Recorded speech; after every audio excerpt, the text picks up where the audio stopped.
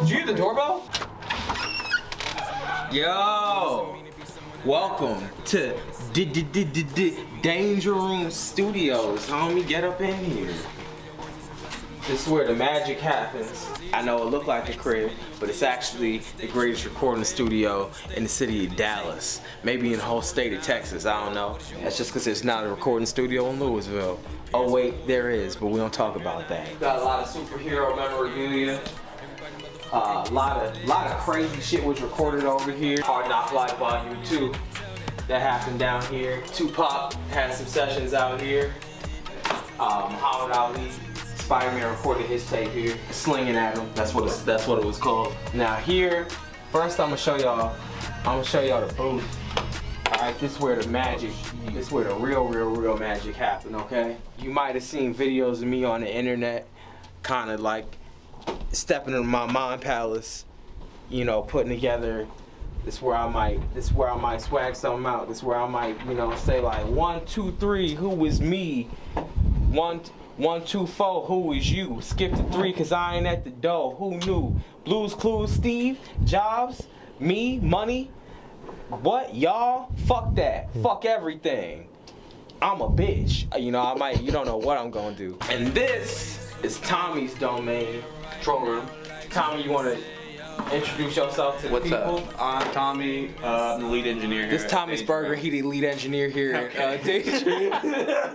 This is pretty much where most things get mixed. That Christian, even some Crown stuff. A lot of stuff comes through here before it, you know, hits Spotify or Apple Music or whatever. How long have y'all been making music? Together? For a long time now. Before I started working here, so what, 6 years? Christian was one of the first people I ever recorded. And what got you into the recording other people? Was it kind of like... Well, actually, it started with me recording myself. But the thing is before the first time I recorded was in like a very nice studio. I paid for it and everything.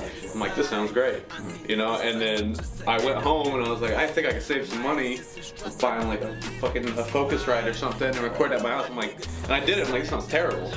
And so I was like, I need to figure out how to make it sound better. And that's how I got into mixing and stuff. So basically, what he's saying is, we ain't been on that broke shit from the jump. We moved up from it, yeah. We were on some broke shit for sure the first time we recorded. They don't need to talk. Oh, we don't gotta talk about that. Recording in the bathroom. Recording in the bathroom. First time I ever recorded with Tommy was on I was like sitting on the bed. He was sitting on the bed. We were recording on, it was a blue baby bottle. Oh, shit. Which was, I mean, it was a solid mic, honestly. For like 200, 300 bucks, it's great. Solid starting like for sure. This is definitely one of my favorite places to mix. Just so used to all the acoustics and the monitoring system and everything. It's great. I don't know, you always have to have that place when you're mixing and you're working that you're just comfortable in. Like, you know, if it sounds good in here, it'll sound good everywhere else. Tommy, do you have a favorite PP song? Entertainment right now. I mean, I think there's In Smile, which is one that's not even on Spotify. Yeah. Yeah, that's, because I think that tape that we did, I don't even know how many people have heard that in here. There's a tape that we refer to as the Smile tape. I never actually even named it, and that was the first thing that I put out that I was like, oh yeah, this is really good.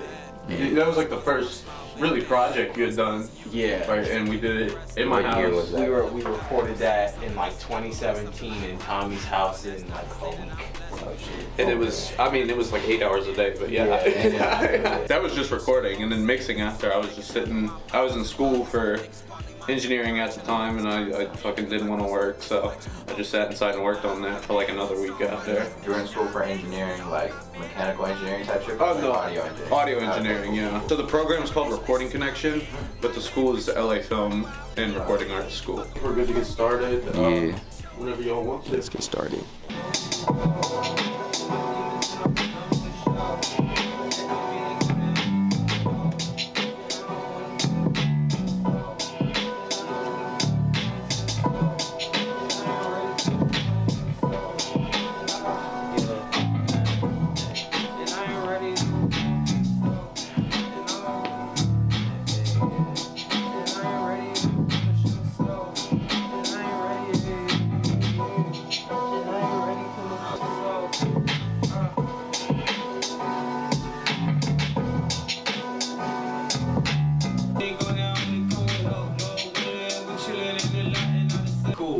Then I'm gonna hit, I'm gonna do 2 dubs from Lord Willin' to throughout the rest of the verse. One's gonna be high and loud, and one's gonna be really low and quiet.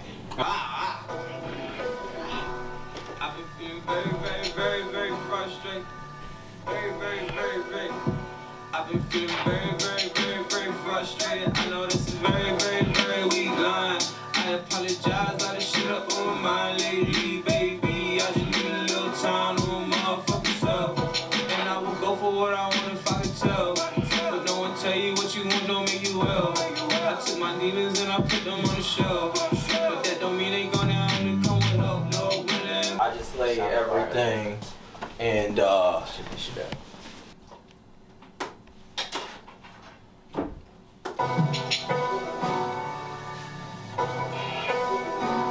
I've been feeling very frustrated.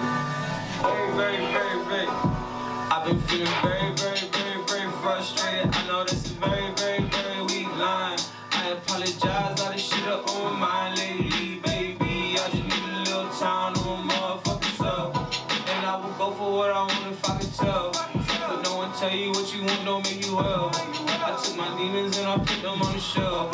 But that don't mean they gonna only come with help, no willing. We chillin' in the lot and out of cell, right feeling. Cause we was on the block and spotted 12. I'm dealing with shit up on my mind, but what the hell? Man, I done said that. She was looking kinda good, yeah, I felt that. She said, yeah, all that cool, but I can't help that. You been acting weird since we left the interstate. I don't think we finna make it second dinner date.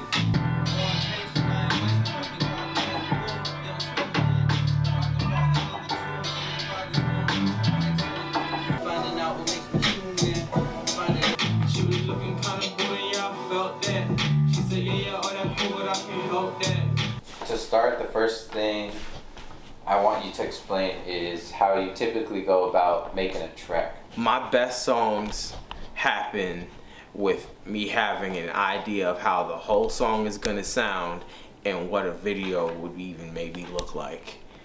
But how it starts is random. So basically I'll get one idea and I'll drive that idea in my head all the way to it being a complete song and maybe like a visual.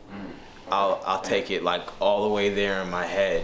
What's an example of like one of those kind of songs? The Crown's first song was a song called ZZZ. I laid like the first 2 instruments of that beat and just like immediately started like mumbling raps in my head. 5 minutes later, I felt like I had the whole song in my head. So this is before the Crown existed? I think I started that beat before the Crown started. I knew that was a good direction to go in because just sitting there in the first moments of making it, I could kind of hear in my head what a whole song would sound like for it. Okay. And so that might not be the beginning of a beat. That might be like 4 bars of a verse, that might be whatever. But if I start something and I find that I can immediately kind of envision where it's gonna end up, I'll usually say, okay, I'm gonna keep going on this one. Whether that be like a beat or like 4 bars, or like maybe like a melody that you're kind of like singing to yourself. Okay. Yeah. Okay. What are like top 3 like music influences? Top 3 musical influences. Tom York, for sure. Listening to Radiohead was how I started getting comfortable with melody when I was young. And you got that artist that no matter what, you know a couple songs by them that can kind of relax you. That's Radiohead for me. Listening to Stevie Wonder for so long helped me just like fundamentally, like when it comes to song construction, there's a lot of things that I don't have to think about. I'll just automatically do it when I'm writing a song.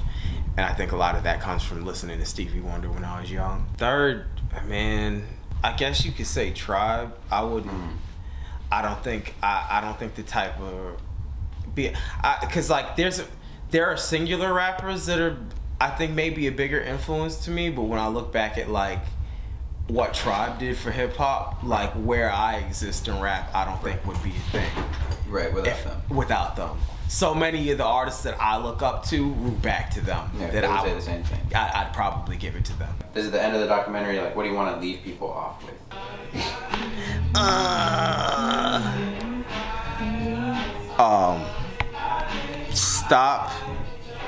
Stop and listen. Stop and listen. Apply that to everything you can. Stop and listen. People, somebody you care about, somebody that you don't care about, somebody that it's whatever. If you find that you have the time and can afford to stop and listen to something outside of yourself and really just focus on listening to it, just really try to focus on listening. Do that. That's it. I've been feeling very, very, very, very frustrated. I know that's a very, very, very weak line. I apologize, a lot of shit up on my mind lately, baby. I just need a little time on my motherfucking self. And I will go for what I want if I could tell. But no one tell you what you want don't make you well. I took my demons and I put them on the shelf. But that don't mean they gonna only come with help. Lord willing, we chillin' in the lot and out of self. I ain't feeling cause we was on the block and spotted 12. I'm dealing with shit up on my mind, but what the hell? Man, I done said that. She was looking kinda bored and yeah, I felt that. She said, yeah, all that cool, but I can't help that. You been acting weird since we left the interstate. I don't think we finna make a second dinner date.